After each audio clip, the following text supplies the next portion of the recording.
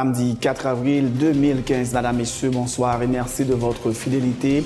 Bienvenue dans le premier numéro de Pulsation Week-end du mois. À la une de l'actualité, le CEP a organisé ce samedi au Caribé le tirage au sort en vue d'attribuer un numéro aux partis politiques habilités à participer au scrutin de 2015.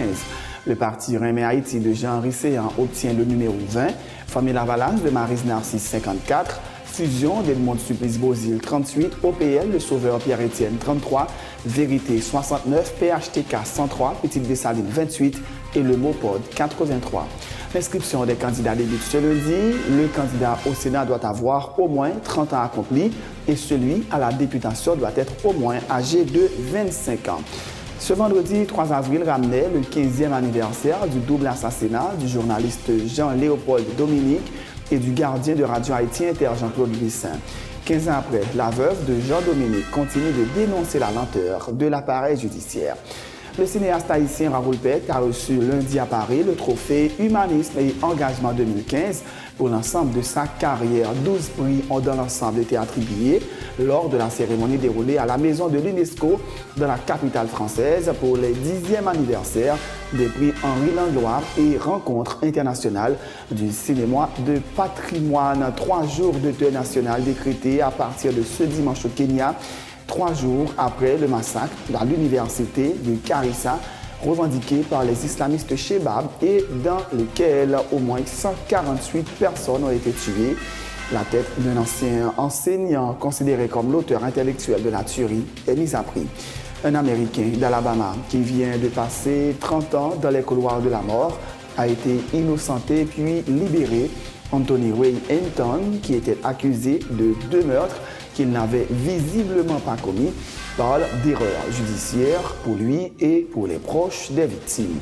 En sport, Arsenal s'offre le SCAD de Liverpool 4-1 à l'Emirates Stadium pour prendre provisoirement la 2e place du classement derrière Chelsea et devant Manchester United. City est 4e avec un match en retard. NBA, New Orleans obtient une 4e victoire d'affilée face à Sacramento 101-95 et se retrouve à une petite unité du dernier lien qualificatif pour les playoffs à l'ouest, détenu jusque-là par le Thunder d'Oklahoma City, battu par les Grizzlies 92-100. Madame, Monsieur, restez branchés pour le développement de ces titres et de bien d'autres.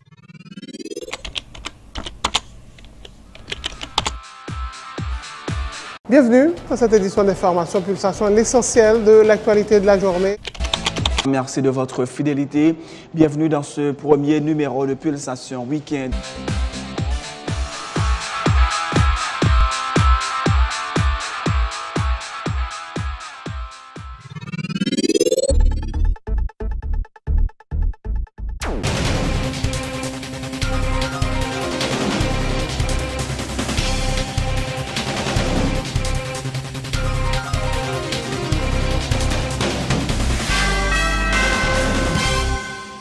Chef, bienvenue dans le développement du journal en couverture.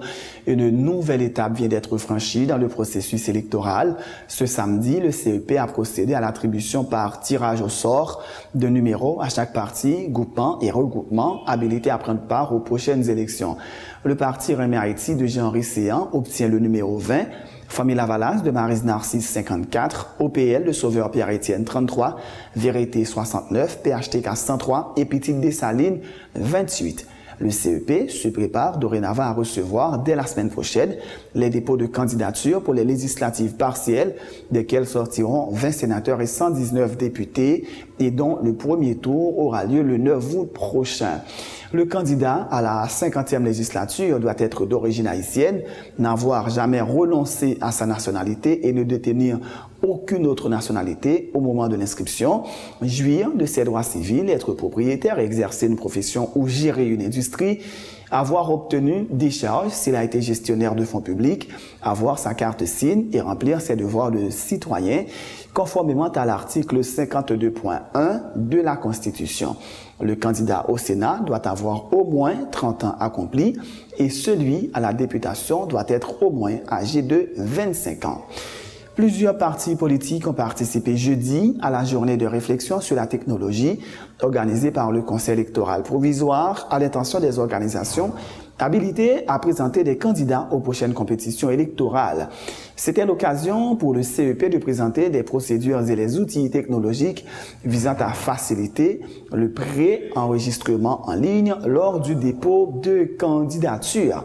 Interrogés en marge de la rencontre, les leaders des partis politiques se sont prononcés en faveur du regroupement des partis suivant leurs tendances afin de faciliter le déroulement du processus électoral. Suivez. C'est MGA qui était le premier ton ça, qui a un représentant officiel qui c'est Joseph Wilson, qui était ton El Rancho, qui était fait un regroupement de 18 partis politiques. C'est pour cela qu'on a 18 partis G18. G18, c'est MGA, c'est un membre. C'est-à-dire nous avons déjà fait dans G18. Oui. Mais pour une élection pas organisée avec plus que 150, même si nous avons 18, mais 150 candidats, est-ce que pour les partisans, sympathisants, nous avons une vote, nous pas crainte pour ne pas perdre, pour ne pas perdre quelques votes. C'est pas mieux que nous continuions à organiser pour nous réduire la quantité de candidats. Nous continuons jusqu'à maintenant, il y a des gens qui ont rentré dans G18. Envisager une coalition conjoncturelle avec des partis pour faire élection, ça c'est souci pas nous pour l'instant, mais il n'est pas en priorité fondamentale. Nous sommes partis jeunes qui d'accord avec dynamique et l'électoral là et qui est nécessaire pour nous construire force rassemblement nous ensemble. Nous croyons que non. Et puis c'est seul parti tout qui partit son dynamique de regroupement de femmes dans le pays, de familles. Le Consortium national parti politique haïtien, depuis la création, nous avons créé un objectif pour nous diminuer la quantité de partis politiques qui pourraient participer dans l'élection. Mais il faut que je dise qu'il y a de nouveaux partis politiques qui créent là. C'est à travers l'islam que nous connaissons l'existence sur le terrain. Donc moi-même, je crois que la majorité des partis politiques qui inscrits ne sont pas capables d'aller dans l'élection. Parce que je dis, on entend nous, les partis politiques qui ont milité sur le terrain, les partis politiques que la population connaît, tout le monde connaît. Donc nous-mêmes, dans ce sens, il y a des groupes qui créent, donc c'est démocratie, il y a un droit pour créer des partis politiques. Nous-mêmes, ça nous demande, si vous pouvez rejoindre nous au niveau du consortium, nous applaudissons ça. Bon, ça a son bagage réellement, et nous qui n'a posé question au niveau des débats, parce que 166 partis maintenant pour le conseil électoral là, géré à travers, si toute partie ça a dit, il y a voyé candidat, moi je crois que son bagage est un petit peu difficile pour le conseil électoral là. Nous sommes capables de dire que réellement, ce n'est pas un bagage qui est trop facile gérer 166 partis qui ont voyé candidats dans une élection. Et élection à plusieurs niveaux, élection législative, élection locale et élection présidentielle. Donc, on croit que ce n'est pas un bagage qui est trop facile pour eux. Regroupez-nous, regroupez-nous entre partis de même tendance. Est-ce qu'on va avoir une date mieux pour nous participer à l'élection? Oui, en principe, regrouper avec des partis de même tendance, je crois que ça tape mieux. Son droit citoyen gagné pour le parti politique, son droit que il gagne tout pour les candidats. Nous autres, au niveau de MNC, nous travaillons chaque jour, bon, je mettais. Nous allons envisager de faire rencontrer l'autre parti politique pour nous converger force nous, pour nous faire avec eux. Au niveau de MNC, tout ça qui est bon au pays, nous sommes prêts pour nous faire. Mais pour ne pas l'avoir aujourd'hui là, nous en solo, nous avons frappé tout côté bon je mettais, tout côté que nous avons candidats nous avons organisé nous. Mais si tu as une possibilité pour que nous fassions seul bagarre avec notre groupe de partis politiques, bon, nous pas vraiment écarté la possibilité de ça, mais je dis nous avons travail. Plusieurs organisations populaires, dont la FOPAC et le MONOP, ont organisé mercredi un sitting devant les locaux de la Cour supérieure des comptes et du contentieux administratif, en vue entre autres de mettre en garde contre toute velléité des juges du tribunal administratif de livrer un certificat de décharge aux anciens gestionnaires de deniers publics en dehors de la loi. Les protestataires ciblent notamment les anciens premiers ministres Jean-Max Bellerive et Laurent Lamotte, ainsi que les membres de leur gouvernement. Ils appellent au respect des lois sur la délivrance d'un certificat de décharge et demandent aux citoyens de rester vigilants.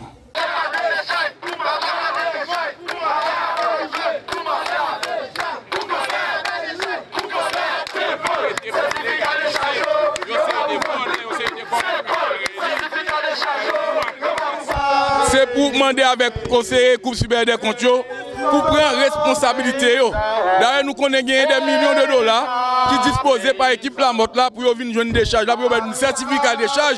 D'ailleurs, nous-mêmes nous disons que nous ne sommes pas capables on est comme ça, décharge qui crase l'argent payé, l'argent pétro-caribé, qui crase le budget payé et puis qu'on y a arrangé quoi pour venir faire décharge. Non seulement nous disons non avec décharge, mais nous réclamer jugement pour tout le monde qui dilapide font l'État. Et nous-mêmes nous disons. Yo dépensé compte avec sénateur Bautista.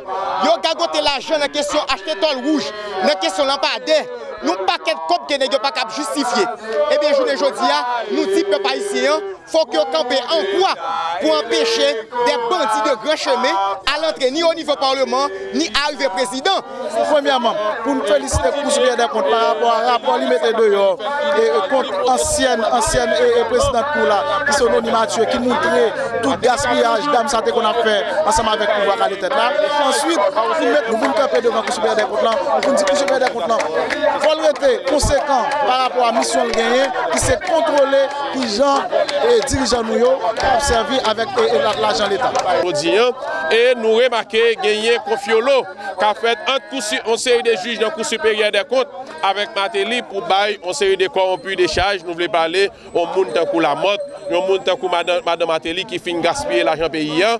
Et bien, journée aujourd'hui, nous voulons bailler des charges pour participer dans la sélection dans le coup d'État électoral qui a préparé pour faire là dans le pays. Le directeur général des Archives nationales d'Haïti, Jean-Wilfried Bertrand, a indiqué lundi que le programme d'identification des immigrants haïtiens PIDI est sur la bonne voie.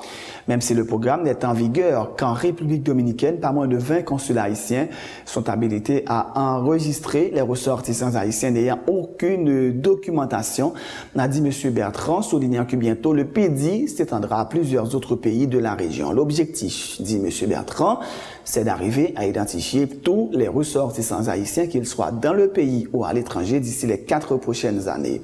Il rappelle que l'arrêté présidentiel du 16 janvier 2014 autorise les officiers d'état civil et les consuls d'Haïti à l'étranger à donner un acte de naissance à tout ressortissant haïtien, même en cas de décès de ses parents. Il y a un arrêté présidentiel qui est sorti le 16 janvier 2014 qui est en application qu'on y a. Arrêter ça, qui ça le fait? Il permet que les gens qui ne jamais baptisé du tout, ils sont capables de baptiser rapidement, sans que pas besoin de faire jugement. Et arrêter à étendre prérogative ça, non seulement aux officiers d'état civil qui est en pays, mais également à tout consul d'Haïti qui est établi à l'étranger. On a alinéa dans l'arrêté qui dit que si on a une situation où pas un parent pas là, parent pas existé, eh bien, on a une tierce personne qui fait déclaration pour vous. C'est une façon pour nous faciliter tout le monde qui n'a jamais baptisé, pas jamais papier, pour que dans les 5 prochaines années, nous ayons 4 ans encore, pour que tout le monde sache, quel que soit haïtien, côté ou dans le pays ou dehors pays, ou capable de papier ça sans problème. Nous, au courant tout, un programme, il y aurait les PIDI, que le gouvernement a offert à haïtiens qui vivent à l'étranger. Les haïtiens n'ont pas de papier dans le pays, ils sont mal, oui, mais sont moindre mal. Mais les haïtiens n'ont pas de papier, c'est à l'étranger lié, ils ont plus tête chargée. Ils ont le gouvernement ici tête chargée, ils ont le gouvernement pays côté lié à tête chargée.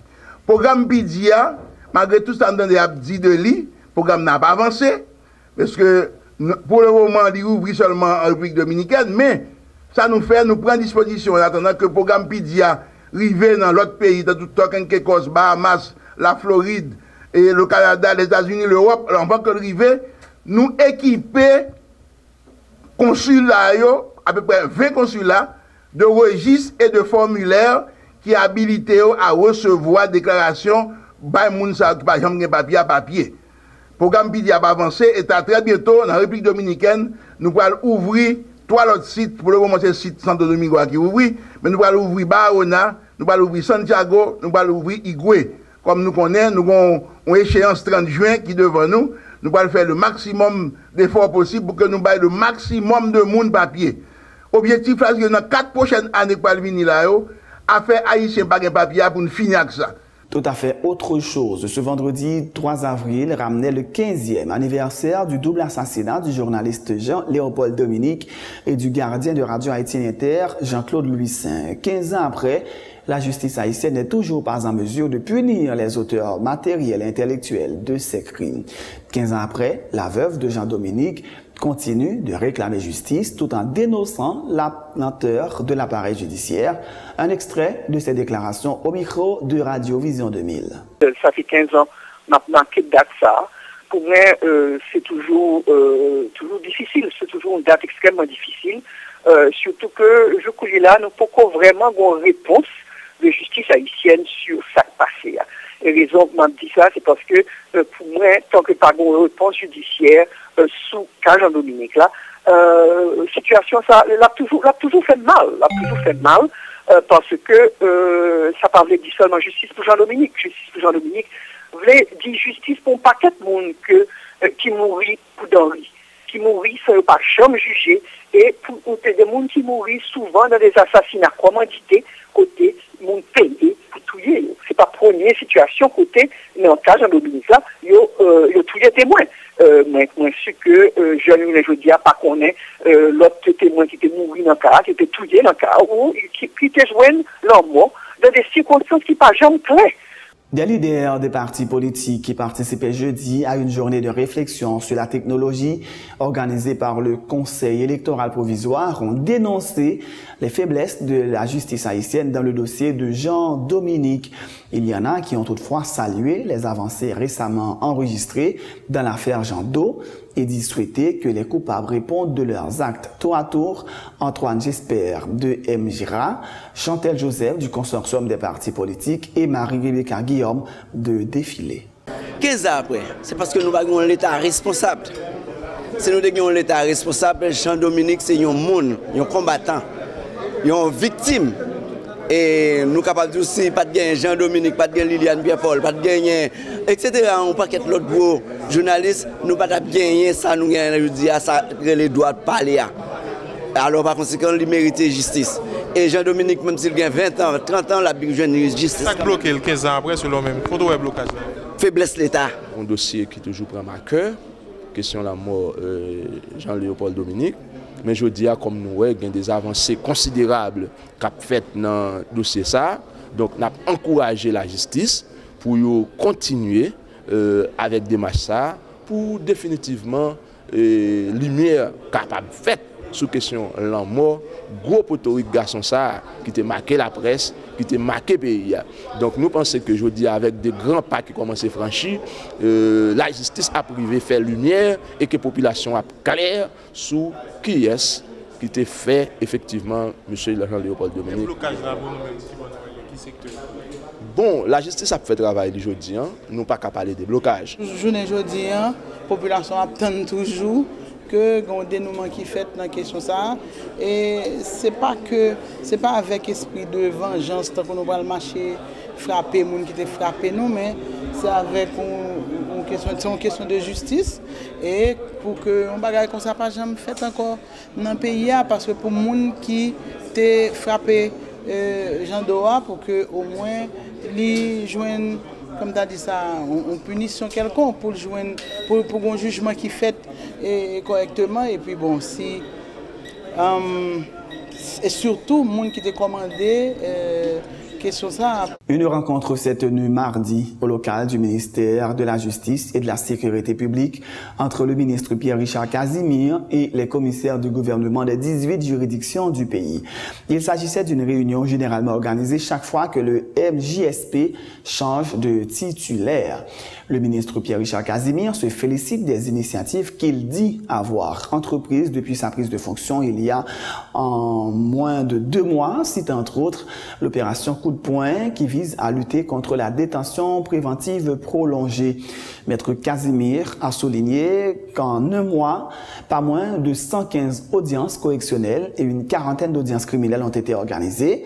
Sur plus de 200 détenus qui ont été auditionnés, certains ont été relâchés, d'autres condamnés, a souligné le ministre Casimir. Nous réunis avec les différents commissaires du gouvernement des 18 juridictions du pays pour que nous décombrassions l'idée sur le contexte général dans lequel moi-même, comme ministre de la Justice, je prends fonction dans le ministère de la Justice depuis environ 2 mois, presque 1 mois et demi. Et il était important, tant qu'usage recommandé, tant que tradition recommandée, pour que le nouveau ministre de la Justice, quand bien même assurer continuité de l'État, mais il était important pour que nous débattions le temps, pour nous débattre vision par rapport à différents dossiers de justice et comment nous-mêmes nous entendons aborder les différents dossiers de justice et qui politique que nous avons au niveau du ministère de la Justice. Moi, j'ai lancé depuis 2 mars dernier une opération que je baptisais Opération Coup de poing, qui constituait à lutter contre détention préventive prolongée. Opération ça au niveau de la juridiction de Port-au-Prince, commencé à bas succès, puisque dans un mois seulement, nous avons gagné environ presque 208 personnes qui pratiquement entendaient, qui condamnés, qui libérés, environ 115 audiences correctionnelles, environ 40 audiences criminelles. Je pense que ça a bas succès et nous avons une possibilité d'aller dans la juridiction Croix des Bouquets. C'est important par rapport à l'autre juridiction pour nous informer de l'ensemble de mesures que nous entendons pour lutter contre la détention préventive prolongée. Bien que dans d'autres juridictions, nous avons de meilleurs résultats, il y a de meilleures pratiques, mais aussi il y a d'autres domaines aussi, parce que le commissaire gouvernement a une grande responsabilité par rapport à la politique pénale gouvernement, par rapport à la lutte contre la grande criminalité. Et il y a un dossier d'actualité que nous connaissons dernièrement, c'est les religieux à travers le pays qui a fait face à des crimes. Heureusement, grâce à l'action concertée de l'ensemble du gouvernement, de la police, de la justice, nous avons des résultats assez satisfaisants qui conduisent à l'arrestation de plusieurs bandits. D'autres n'ont continué à arrêter. Et différents commissaires gouvernementaux à travers le pays ont prêté concours. Nous avons recevoir un pile rapport. C'est l'occasion aujourd'hui pour nous faire le point sur ça que fait et sur ça qu'il y a pour faire. Le cinéaste haïtien Raoul Peck a reçu lundi à Paris le trophée Humanisme et Engagement 2015 pour l'ensemble de sa carrière.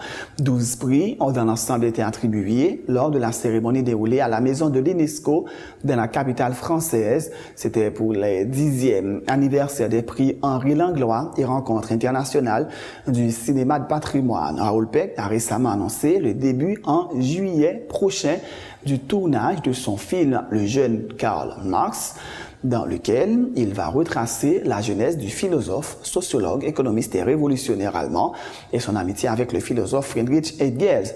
Le film sera tourné en Allemagne et en Belgique.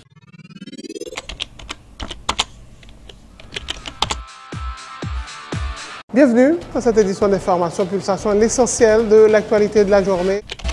Merci de votre fidélité. Bienvenue dans ce premier numéro de Pulsation Week-end.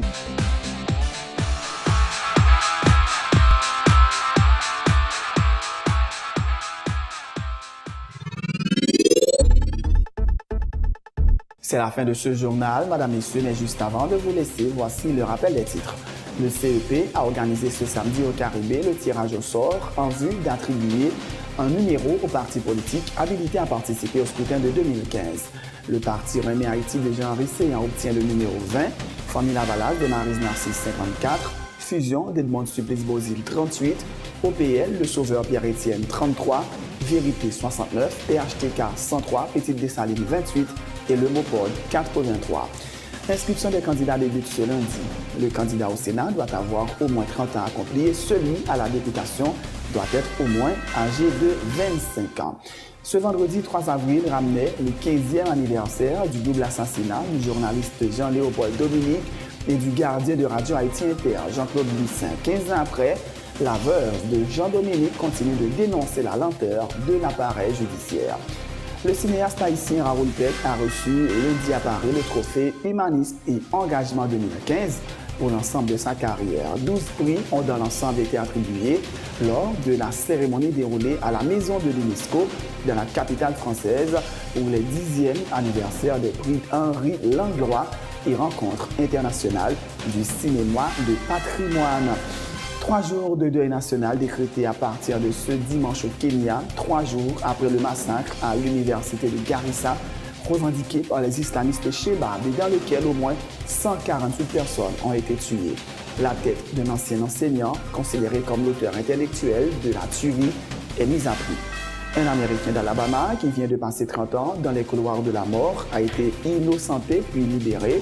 Anthony Ray Hinton, qui était accusé de 2 meurtres qu'il n'avait visiblement pas commis, parle d'erreurs judiciaires pour lui et pour les proches des victimes. En sport, Arsenal s'offre le SCAT de Liverpool 4-1 à l'Emirates Stadium pour prendre provisoirement la 2e place au classement derrière Chelsea et devant Manchester United. City est 4e Avec un match en moins, NBA, New Orleans obtient une 4e victoire d'affilée face à Sacramento, 101-95 et se retrouve à une petite unité du dernier billet de qualification pour les playoffs à l'Ouest, détenu jusque-là par le Thunder d'Oklahoma City, battu par Grizzlies 92-100. C'est la fin de ce journal. Merci de l'avoir suivi. Bonne suite de programme sur Télé Pluriel.